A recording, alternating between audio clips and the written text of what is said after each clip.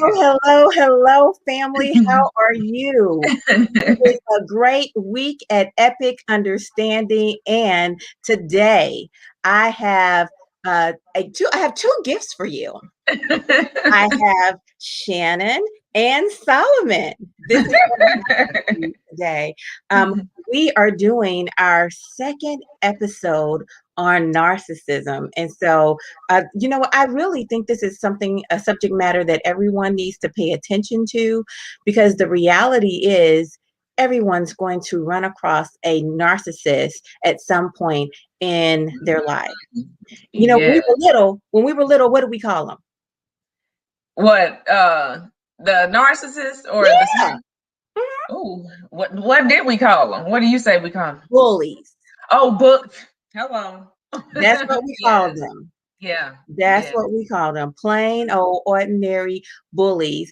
You know, and then as we got more mature and we were in relationships with them, and we got a boss that was a narcissist, we just said, "Oh, my boss is crazy. Oh, that man is crazy." Okay, so we just started calling them crazy. That's good. That's good. But now that we are more sophisticated in our thinking, and we're getting a deeper knowledge of these types of things, we understand that these people actually have problems. They have problems. And so we have been set up in the past, you know. Actually, I have been the target of a smear campaign, you know, in the past. As a matter of fact, Solomon, in our first conversation, you told me about you being a target in a smear campaign, right? Yes. Now that's what we're going to discuss today. So, Shannon, would you please break down for us what a smear campaign is? Okay, so I'm gonna give you my version. The smear campaign is just like an all-out brutal attack on your character, on your integrity, just on you as a person. It's usually blatant lies, and like your slide said, you feel rocked. I always say that it rocks you to your core, because it's usually by someone that you trusted, usually someone that you loved, and then to go from one extreme to the next. So you go from loving this person, or even if you're in a work relationship, being an associate with this person, and now you become their enemy, you know, and you're locked in, they lock in on you, and they attack you in really every way. So just an all-out brutal assault on your character and on your name, your reputation, designed to destroy you. Absolutely. And I'm going to tell you what cracks me up about the narcissist in their smear campaign. Their expectation is for you to come back. Isn't that the craziest thing? That is the craziest thing. They have this expectation that you should come back for that. It's like, no, I don't want anything to do with you anymore. Yes. And we talked about that. Like, after you smear my name, their goal is to bring you back, because it's really fear-based. You know, everything around the narcissist is fear-based. So they think that you're going to be so afraid of what they're going to reveal about you, or what you're going to say, that they just, you know, they want you to come back eventually. After they destroy you, after they try to destroy you, they want to bring you back into the fold. We just talked about that. Good point. So I am curious. What do you think are some basic narcissist tactics? I'll go with that one. Narcissist tactics. I guess it all goes along with everything that we're talking about. It's them basically getting people, and I keep saying this, we say it on a lot of videos, but the flying monkeys and the enablers, they get those people to go against you. So that's part of where the smear campaign comes in full fold, because the narcissists, they just like the puppet master, they're just controlling everything. So they are their little flying monkeys, and they enablers to go down there and, you know, do the smear campaign. So that's some of their tactics. That's the classic narc tactic, actually, that they use against us. And it's all about destroying your character, like Shannon just said, and just, you know, everything they can do to hurt you, that's what they're going to do. So it's not meant for anything good, is what I'm saying. Yeah. And Erica, the tricky part is They do. It's like they're the puppet master. If you can just think of like a puppeteer, Mm-hmm. I think that's what it's called. And they're just controlling the strings, and they'll just drop a little seed. Sometimes they'll drop bombs too, but they'll drop a little seed, about you. Well, Erica, and then the other person thinking like, oh, I didn't think that, but now you planted that seed in my head. So now when I see Erica or I see Solomon or Shannon, I'm thinking like, I remember what this person said. So it's, whether they drop the bombs or they drop the little seeds, those are their tactics. They drop bombs and little seeds, and they all the while, where they're really not getting their hands dirty. That's the goal with the flying monkeys. So they tell it to the flying monkeys, and the flying monkeys just run off with the story. And by then, all they have to do now is just sit back and watch you implode. Oh my goodness. You know what? You guys crack me up with the terminology flying monkeys. I absolutely love that terminology. Epic Understanding family. I just want to welcome you wherever you are. And what we have here today is a discussion about narcissism, but specifically how to handle a smear campaign. And a big defense mechanism that you own on your own is not to engage, right? Yeah. Okay. But if we choose not to engage and the narcissist sends one of the flying monkeys after us, what should we say? What can we do at that point? Yeah, at that point, and flying monkeys came from, do you remember the Wizard of Oz? I certainly do. That's why. So you remember how the witch just told them to fly? So that's where that term comes from. And if you think about it, that's exactly what the narcissists do. They send their flying monkeys to attack you and do the narcissist's dirty work. But to answer what was your question again? So the question is, if you were in a situation where one of the minions, the flying monkeys, have come after you, what do you say? What do you do at that point? That's hard. It's hard whether it's a personal relationship or whether it's at work. But it's like you said, you almost have to don't engage it. And I haven't always done that. Let me say that. So now, as I mature and learn a little bit more about narcissists, and you get into the Bible and all that, you learn that sometimes it is best not to give them what they want, because their goal is to see you self-destruct. They want to actually sit back and see the damage that the smear campaign is causing you. So if you're flustered, if you're losing your mind trying to defend your name, they're sitting back like, got her. So like you said, it's best to don't engage. What are you saying?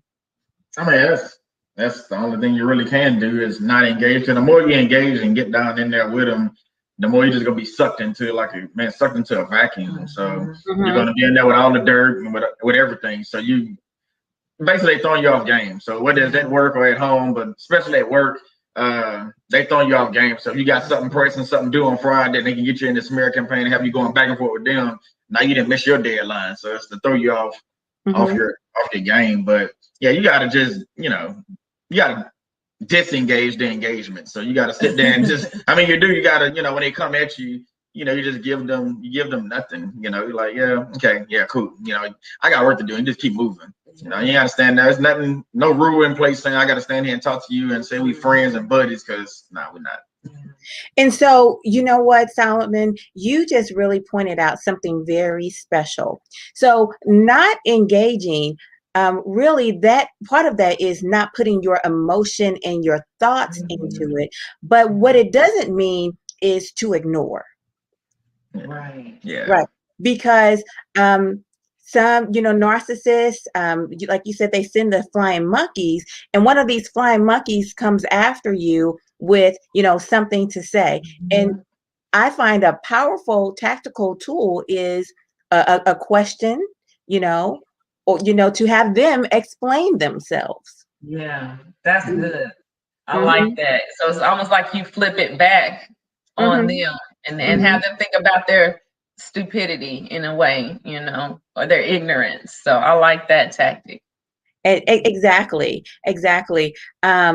Let's do just like a quick role play situation, and this is actually a real life situation. I worked in a organization where the leadership it was a school, so, and it was a career college, and the leadership was responsible for being there, from the top of the day to the bottom of the day, and you had to kind of write your own schedule a little bit because you needed to be there for your night students. Right.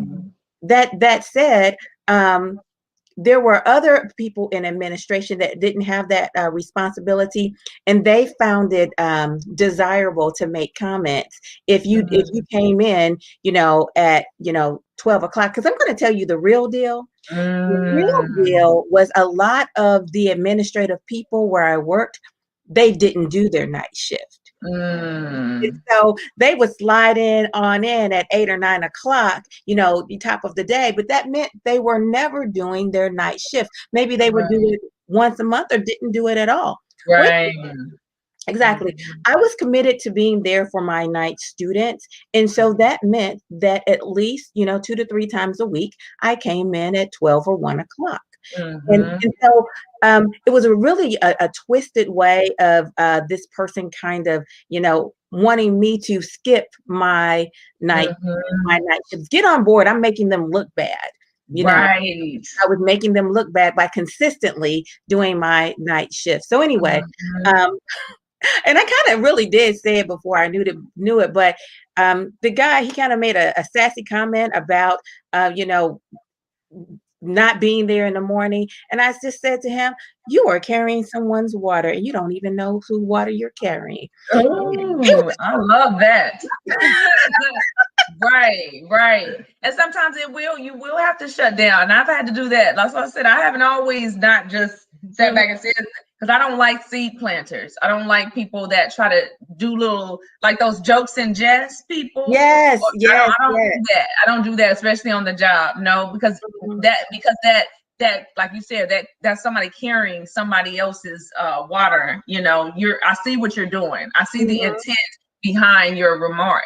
And people will try to play you like you're crazy or that, you're overreacting. No, I'm just responding to your comment. You said something asinine and I'm going to say something. So I may not be the best example at that because I'm still learning how to handle the smear campaign. So yeah, sometimes I will, you will have to sometimes shut little comments like that down.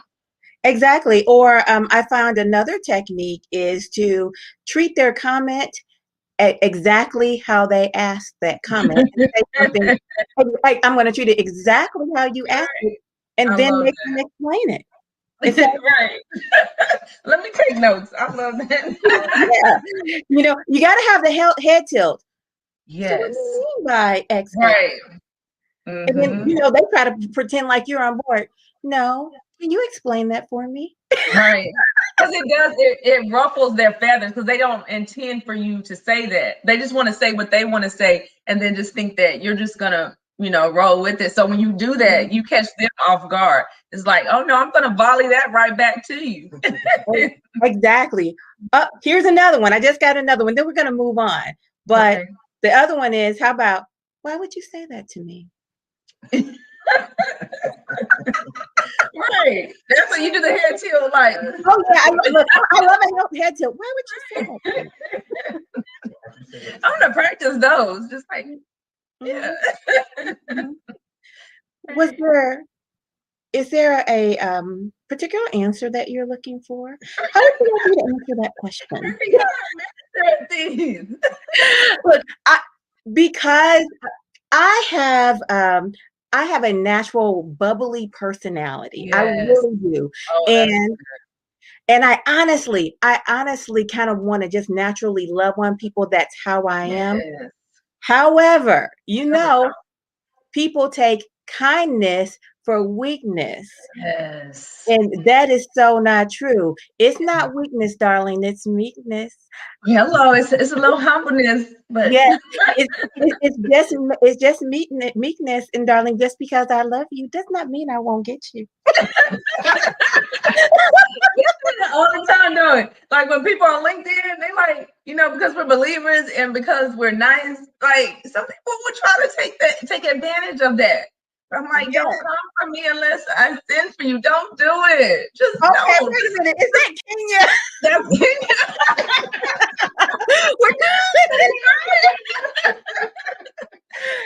Oh my goodness. The shade queen, the shade assassin.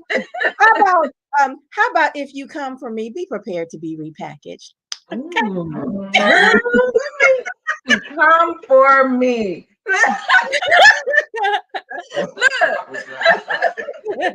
I'm writing these down. I can't wait to watch the replay because we're gonna practice these. Okay. You want to know something? You are so right. Speaking of practice, the narcissist, we have to prepare our mindset for them, and one of the things we have to prepare for is for them to pretend to be the victim. Yes. Oh, that's their biggest weapon.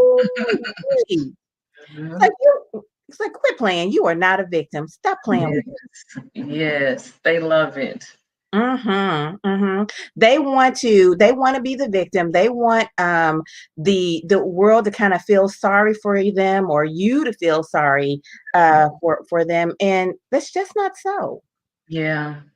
And that's just like what you were talking about. Like they'll say something to you, and then you'll respond accordingly. And then all of a sudden, no. And then they'll, based off of your response, you look like the one that started the whole thing. All the while, they were the one that instigated it, but people see your reaction to their situation, and then they'll go and play the victim, and everybody's on their side now. So it's really crazy. And you want to know something? I think that's where practice comes in on our part. Okay, yes. We have to understand how we might be perceived. And so in that particular case, it's always important to smile. Yes. It's always important to control your tone. We never yell. No. Right. There shall be no yelling. And that's why I think it's very important for us to ask clarifying questions with their behavior. We want to not engage, but we do want to dismantle. We want to deconstruct the facade that they are putting on. And when they decide to be a victim, let me ask you. So what might you say if your narcissist started to play the victim? What would you say? You take that one. That's one of the questions. Like, I don't know, to be honest. I mean, it's one of them situations where, like, they playing the victim and I know they playing games with me. It's like I probably just call them out on it, to be honest with you. I know it's not the best thing to do, but I probably would. Well, you know what? I don't think it's a bad idea, but I think it's all in how you do it. So, okay, I'm gonna be the narcissist. You really hurt my feelings. I cannot believe you said that to me. I mean, gosh, Solomon. What would you say that? I don't know. I'm probably like, it's all gonna be all right. You want to go talk to this? We're in a work environment. Like, you want to go talk to human resources about this? Because I'll probably turn right around and document that and be like, okay, she's acting out of character today. I really do. I really, really, really do like that answer. Would you like to go talk to human resources about it? Because they don't. They don't want it to go that high. They're like, nah, I'm fine. Tears dry. Tears dry like the And so the narcissist loves an audience, but they like their audience. They do not like your audience. They do not like an audience that they are not prepared to manipulate. That's a very good point. Gotta be on their turf. Exactly. Now, I think, what if the narcissist is your boss? There's still ways to actually handle that. Even if they get supervisors or boss and they coming at you, whether they playing victim or whatever tactic they're trying to use, and I guess most technical use is gonna be the smear campaign, because when they see you either smarter than them or you got a degree, whatever the case is, they want to try to use those things against you. I'm like, oh, you think you better than everybody else, so you got a degree, and I'll use that right back against you. It doesn't matter if you're my supervisor, because what I learned in the military, it don't matter the rank, you still can't disrespect a person. So and the way I am, as far as playing those little jokes and stuff like that, so I'll just take that and put it right back at them. When they do say things like that. And I'll do it in front of people so everybody know. It won't be any curse or anything, but it'd be enough to where they'd be like, ooh, okay. Maybe I might not want to tell Solomon something again. Yeah. Okay. People respect who they cannot disrespect. Yeah. They so when a narcissist sees, especially in public, and because especially if it's a boss or a supervisor or something, and they're narcissistic, they love to embarrass you, typically like in an office setting when they have a crowd. Usually if it's just you and them, they're not so, like you said, they like to have an audience, their audience. So if they're the supervisor, they feel like they're in power and in charge of the meeting, it's ways you have to stand up for yourself, because if you don't, then you're showing that, this is okay. It's okay for you to, disrespect me. It's okay for you to jab at me. And they'll continue to do, they're bullies, like you said in the beginning, they're bullies. So they're going to continue to do that, because now you've shown them that you're not going to stand up for yourself. Now that you've shown them that in a meeting setting, that's where they can get you at. So I think you do have to stand up for yourself, and that's okay. Yeah, you gotta take the power away from them every time. Absolutely. And I think, if it's, let's pretend we're in a meeting setting, let's give some words to the audience, because the whole reason we gather together is to help, the audience, and then to grow together. Audience, we are growing with you. We're talking through these things, because we want to empower one another to be better prepared when the situations are in action, like in the moment. I think a good word that we could use, like if we were in a business situation, a little bit of humor goes a long way. And so if my boss said something, nasty to me, I might actually say, I'm going to call him John. John, don't interrupt me while I'm trying to make you look good. Let's get back on pace. I like that. They like their ego stroked. Exactly. I'm going to, it's like a stroke and a wink at the same time. And I would just kind of, go at it that way. I would definitely use my charm when it's your boss, when it's your boss. Absolutely. I had a very troublesome boss in the past, and it's a fun work story. I'll try to be really quick about it, but basically he was highly authoritative, and my numbers were fantastic, and he did not, no matter what I did, he did not like it. Okay. I happened to notice that the woman just down the road from me, she would get along fabulously with him, but I noticed she would ask him questions and for permission to do things that she already knew how to do. She was playing the game. Playing the game. And I was like, oh, I can do that. I can do that. And so what I learned to do was ask him for permission to do the things that I already knew that need to be done. And sometimes, to be very honest, I used to do them. And then, because, you have a momentum with your client. You have a momentum, and I never wanted to lose my momentum, but I would start things in motion and then ask for permission and then send the email.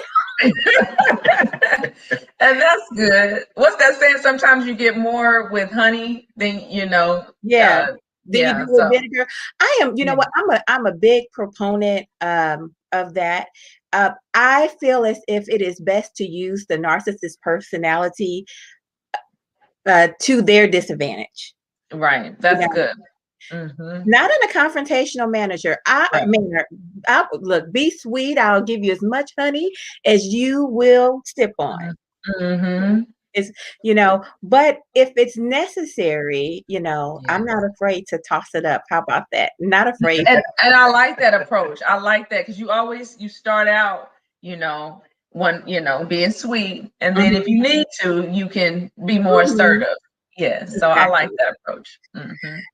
Now, another thing that we want to remember with a narcissist, especially when they're apologetic, after they've decided they don't want to fool with you, should we forgive them and not look back? We should. What do you mean not look back? Or like not keep track of their bad habits, their bad ways, because sometimes they will move on to a new target. Yes. Yeah, you can remember it and keep track of it, but I don't mean I got to interact with that person. I mean, they can move on to their new target, but I just know, just like Shannon said earlier, I see you. So next time you come around, you're not gonna get that same reaction out of me, and that's just how I roll with it. Because we're not gonna play them games. So you can be that way and then go off and go mess with somebody else, but at some point they're gonna try to come back because you let them slide. So what I've learned in corporate America is to not let them slide. You call them out on it every time. And I'll tell you a quick story. I know we run out of time. When I used to do safety meetings at this particular company, I always had one guy. Now he was a manager, but he wasn't my supervisor. I was a regional safety manager too, so it really didn't matter. But every time I would give a manager, I guess he thought it was his time to actually say something in my meeting. So the first time I let him slide. Second time, I looked at him, I gave him a look. So that it wasn't a third, fourth time. So what happened was with the third time when he did do it, I called him out. I said, well, do you want to come up here and teach this? Since you seem to be an expert on this safety issue. I mean, I got a degree, but if you want to come teach it, he's like, oh, nah. And then after that, he tried it one other time, and I called him out that, the same way, and we never had that problem again. So sometimes you just got to call him out. We had about 30 people in there. I was like, man, you want to play this game? We can play. I got everything. Yeah. You know what I like? I know. You know what I like? I like the fact that you said the look. Sometimes it's important. A look will go a long way. A look will truly, truly go a long way. So, family, epic understanding, we're going to give you a little bit of a bonus, but before you go, if you have to move on, you have to move on. So for that reason, I want to be able to give you a wrap up point. So we are at bonus time. The things you want to remember about a narcissist is not to engage. Okay. Number 2, focus on what you can deal with. Number 3, be prepared for the narcissist to play the victim role. Number 4 is look forward. And then number 5, this is a really big deal. Please seek support. Please seek support, because there are no prizes. There are absolutely no prizes for you trying to go at it alone. Okay. And if you can do those 5 things, you will have a much better time with your narcissist. They might just move on away from you. And I'm going to try to do something really quickly. I was actually trying to do it a moment ago. I was trying to share those 5 tips, but it didn't work out the way I wanted it to. There we go, family. There are the 5 tips. Shannon and Solomon, will you stay on with me for about 10 more minutes? Sure. I may have to run because I have a 3:00, but Solomon stay if that's okay. And that's even better. You know what? That is perfectly fine, because we're getting to our hour, not an hour, but our stopping point. But it's really very, very good. And I just wanted the audience to be able to wrap up with you and us to cover some of their questions. But maybe next time, because we're doing a third one. This has been really good. We're doing a third one. And on the third one, we are going to cover the female narcissist. Is that right? Ooh, yes. Now that's going to be good.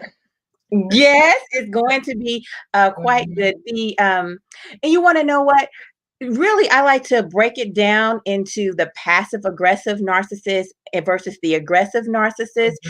But the reality is the female narcissist tends to be a bit more passive aggressive. Yes, much more covert. All right. Well, sounds good. Okay, Miss Shannon, we will see you next time. And yes, we appreciate you very, very much. thank you. This has been awesome. I will see you guys next time. Bye, family. So Solomon, I wanted to do just one more tactic, and I wanted you to just really tell them your your story that made you really get into or get serious about narcissism. Oh, okay, yeah. Yeah, basically, it was a job I had, and then the supervisor at the time, I guess, she considered me a threat for whatever reason. I was there before her, she came in after the fact, and then, there's some of the ideas that she had didn't go with what the company was already doing, and it wasn't really, it's from a safety background, but it wasn't the same, so our ideas were different. We both wanted good for the company, but it was different. So, me telling my ideas, I guess didn't sit right with her or whatever. So it's one particular incident when we were in Atlanta, and for some reason, because we didn't really talk much. I mean, we didn't have to. We had to communicate through email. Okay. We didn't talk in person. So this particular incident, anybody know me, I'm not a morning person. So getting up at 6, 7 o'clock. I would do it if I have to, but I'm not gonna, be eating breakfast and be, rah, like, let's go get coffee and everything. So, but this particular morning, we at the hotel, we go downstairs, and I remember I'm listening to my gospel music at the time, and she walks over and she's like, they start talking to you, you got your headphones in, so I'm like, wait, what? She's like, yeah, I just want to talk to you for a minute. It seemed like, you're being kind of distant, and I just want to know there's something wrong at home. Wait, what? What are you talking? I say, what are you talking about? He said, well, from the guys and stuff like that. I say, look, I said, me being, listening at 6 o'clock, 6:30 in the morning, listening to gospel music, sitting over here on the sofa, not eating breakfast, is not being distant. I said, no, there's nothing wrong going at home. But what I figured out, though, she was trying to play like this motherly figure and try to find her way in to figure out what's going on with me, which nothing was. So we had a conversation. I thought that was the end of it. She walks away, but guess what? She came right back. About 3 to 4 minutes later, she come right back. She said, well, are you sure nothing's going on at home? I said, look, first off, you're my supervisor. I wouldn't tell you if something was going on at home anyway. I don't share personal business. I say, but to answer your question, I'll answer you this one time, and this is the last time I answer this. I said, no, nothing's going on at home. I said, but this is something that you want to tell me. I mean, obviously, you want to talk about something, but, realizing what happened, with her, like that little altercation or whatever, I realized that, she was narcissistic in nature and was just trying to figure out a way to get in. And they try to use that. It's just another tactic that I think that they use to try to get in, figure out, they play that motherly figure. They can get in and maybe, get information out of you, or, use things against you. If you actually tell them something personal, they'll take that and go tell other people or flip it against you later on. And that's not, to me, that's not what you want. That's why I'm a big believer. You shouldn't share personal information with people you work with, because unless it's something that you don't care about, nobody talking about. Because if you care about it and you share it, and then they come back and use that against you at a later date, you're gonna wish you never told. So I just a firm believer, don't tell personal information at work, because it might come back to bite you in the butt. So that tactic that you used there was really simply being direct, being very, very direct, but in a professional and polite way. So that was a female narcissist that he was describing there. That was a passive aggressive narcissist right there. And the tactic was basically to gather information to create some kind of additional relationship beyond the work relationship in order to give, assume control. And that's basically was a tactic. Now, there is nothing wrong with having friends at work, or even someone that you're very emotionally attached to, but you just want to be careful of that when it comes to narcissists. Yeah. Absolutely. You know what, Solomon? This has been so good. I am looking forward to March 3rd at 2:30. It is going to be fabulous. Yes, I agree. Absolutely. Thank you so much, family. Bye-bye for now.